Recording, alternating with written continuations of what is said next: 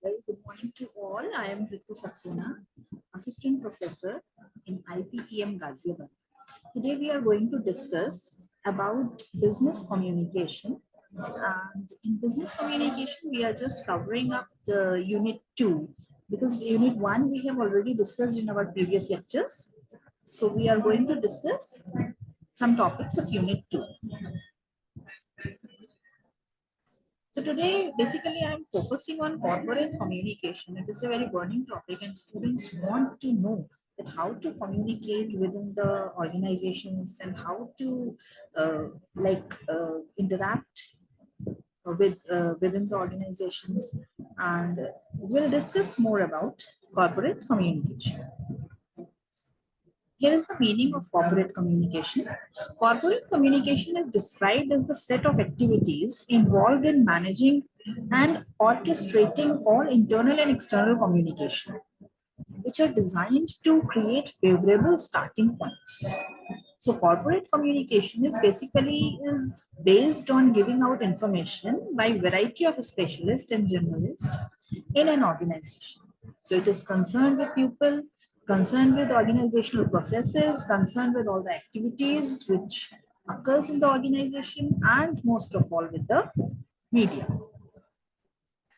A major variable for the success of any organization is the perception of the public.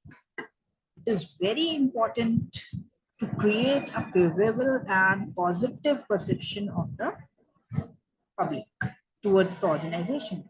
What the general public, what the competitors, what the employees perceive about the organization, and it is what defined its respectability, its position, and ultimately its success. So the primary objective of corporate communication is to establish a perception, whether it is true or otherwise, in the eyes of its stakeholders. It is very important to create a positive picture in the mind, in the eyes of stakeholders. That is the significance of corporate communication, controlling how the world sees you, how your picture is being portrayed among the competitors, among the general public, among the employees, and most of all, among the stakeholders. For example, in the crisis, regardless of what happened, it is the public and employees' understanding of the crisis, how it was tackled, that will define their reaction to the organization. But how it has been tackled, how the organization has overcome that particular crisis, it is very much important. If a company does not present itself as quiet, dignified, and peaceful, and projects aggressive behavior, then it will be questioned by the stakeholders. It is but obvious that how you are reacting and how you are responding in the adverse situations, in the crisis time, that creates a long-term picture in the mind, in the eyes of the stakeholders as well. The significance of the corporate communication team is to understand how the stakeholders will react to such behaviors. They must ensure through press release, newsletters, advertisements, and other modes of communication so that public gets only that information which the organization wants them to have. It is very important. Now, what are the basic concepts of the corporate communication?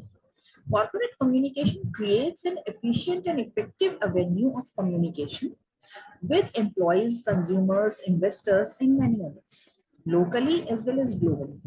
A great deal of management's current concern for employees' productivity and the need to empower people has revolved around the use of teams. But more often, what is required is the simplest need of all, communication. What are the functions? Now we'll discuss certain functions of corporate communication. It helps and builds a healthy organization environment, builds organization's reputation, ensure relation between an organization and outside bodies, public relation tools, dealing with the crisis. So these are the certain functions of corporate communication. Now, there are two types of communication that are used more in the corporate communication, internal and external. Internal communication that takes place between and among the employers and employees of the organization. It is concerned, it is considered as vital tool for binding an organization, enhancing employees' morale, promoting transparency, and reducing slow destruction. The root cause of most internal problems faced by the company is ineffective communication. That is mostly, or the most organization used to face this issue, like ineffective communication. Now, internal communication flows in different directions, vertical, horizontal, diagonal, across the organizational structure. So internal communication may be formal or informal, and it helps in the discharge of managerial functions, like various managerial functions, planning, directing, controlling, coordination, motivation, staffing, and all. So internal communication helps in discharging all these managerial functions. The broad policies and objectives flow downward from top management to lower level. Both written and oral or verbal media can be used to transmit messages.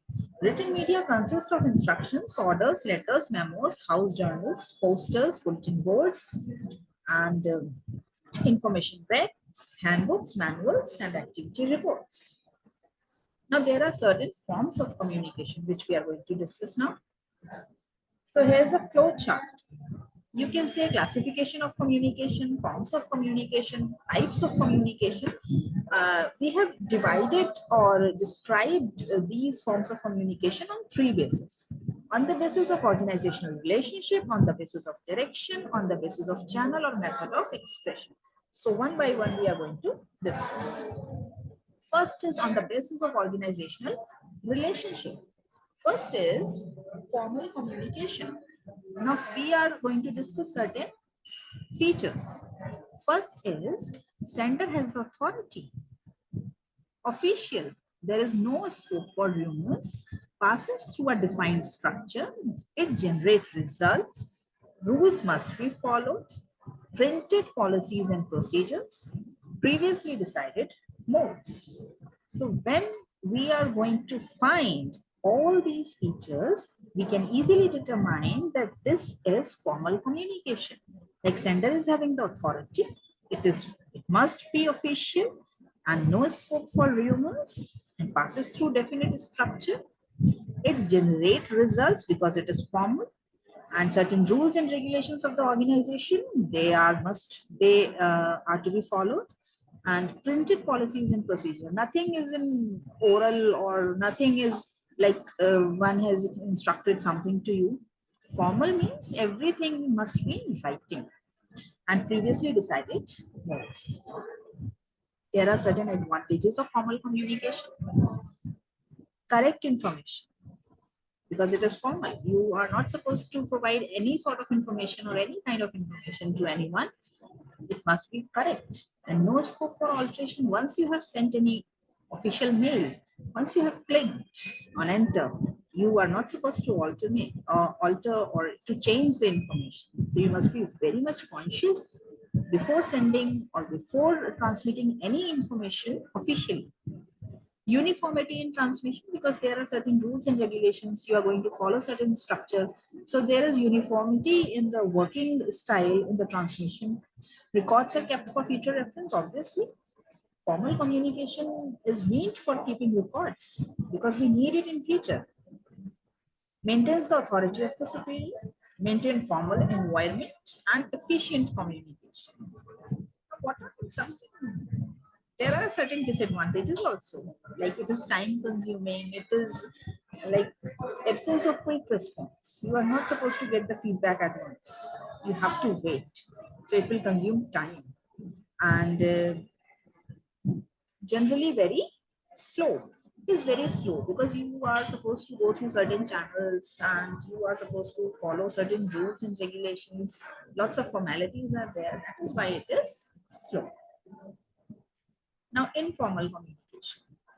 There are certain features opposite, it is just opposite to the formal communication. Like there we were having lots of time, it was taking time. Now here the speed is very high.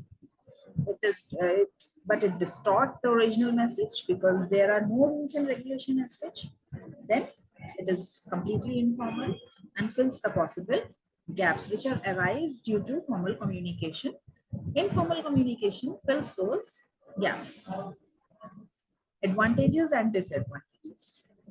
Develop better human relations. It saves time, immediate response. You can get feedback at once. Ideas and suggestions are generated when you are going informal.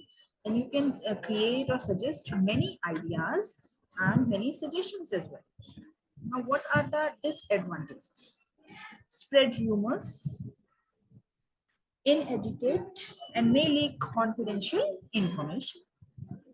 It can spread rumors because there is not any proper channel, there are no rules and regulations, so one can add on or one can delete the information which is required. And it is inadequate because you are not following any sort of channel, so maybe it may be inadequate also, and it can leak confidential information.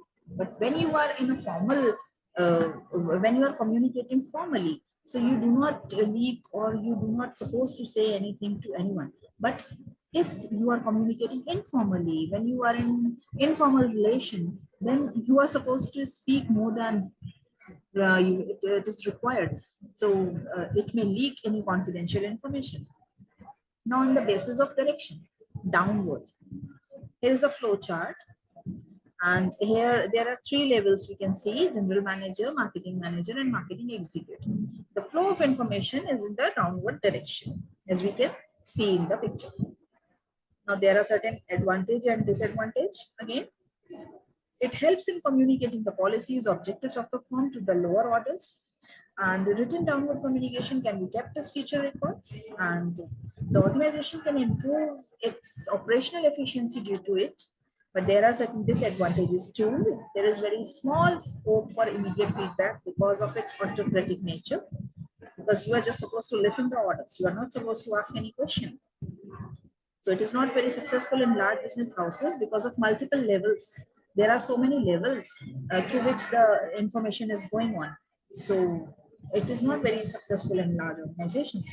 And only this type of communication is used.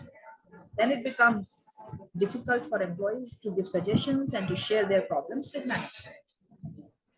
Now, upward communication, the flow of information is from bottom to top. Here is again the picture represents the flow of information. Advantages and disadvantages. Feedback can be obtained by the subordinates. It aims to control the organization. It is very effective and gives satisfaction to the employees. Disadvantages, the suggestions given by the subordinates may not be implemented. The subordinate may give manipulative information in order to impress the boss. If the superior does not encourage the subordinate to give suggestion, it may discourage the subordinates also. Now, horizontal communication. Horizontal communication, as the picture is suggesting us, the information flow is in the horizontal direction. Now, there are again some advantages and disadvantages. Fast and economical, since it is between the persons of equal ranks, it takes and involves no expenditure. It promotes effective coordination and cooperation among different departments. It brings different departments and activities together, and it helps in planning and controlling too. Now, certain disadvantages. Horizontal communication takes place between the person of equal rank, so it has limited scope. It does not establish relationship between superior and junior or the subordinates because all are at same level. So it fails in motivating employees also. Now, on the basis of channel and method of expression, oral communication. Again, the advantages and disadvantages. When the spoken words are used in transmitting the message, then it is known as oral communication. It saves time, it is inexpensive, it gives you a personal touch, and it is flexible too. Disadvantages, presence of both the parties is must. Not suitable for lengthy messages. It is having like a proof, possibility of misinterpretation again. Now we talk about written communication. Again, advantages and disadvantages. Written proof. Yes, when you are communicating, when you are transferring your message in written mode, it works as a proof. No need for personal contact. It fixed the accountability and responsibility, because once a message has been sent from your mail, or if suppose you are making WhatsApp, or you are sending any sort of message, either in a form of letter in the or through mail, so the accountability and responsibility is fixed. You cannot deny that no, I haven't sent this message, because it is from your address, so you have the responsibility and accountability. No scope for manipulation and changes again. And now we talk about the disadvantages. It is costly, it is time consuming, and quick feedback is not possible in written communication. Lack of secrecy, anyone can read your letter. So it is there is lack of secrecy. Not suitable for uneducated person. Obviously, the person who is uneducated, how can he or she write the mail, or can draft any letter, or can transmit the information in the writing mode? He will obviously go for oral communication. Now, external communication. These are the terms which we have discussed were internal communication. Now we'll discuss about the external communication. It takes place between the members of any organization and outside the world. So external communication is very important, and it enhances and enables a significant function of the creating positive image, brand preservation, and maintaining public relations. In a global society, external communication helps in marketing as well. So I think it is all for today, and we'll meet in next lecture for sure. Till then, bye bye.